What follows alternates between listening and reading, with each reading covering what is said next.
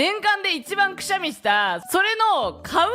トをこうランキング形式で発表してる動画があって。いやなんかね、美獣はね、そこのね、今トップランカーで1位なんだって。で、コメント欄であまりにもくしゃみした後に、助かる助かるってすごいリスナーさんが多分言ってくれるから、だからこの前なんか美獣がタクシー乗ってる時に運転手さんがくしゃみしたらしいんだけど、それに対して助かるって反射で言っちゃったんだって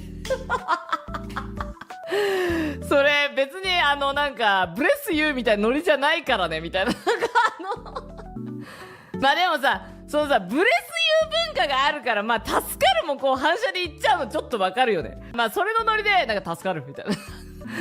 タクシーの運転手さんに言ったん笑ったわ。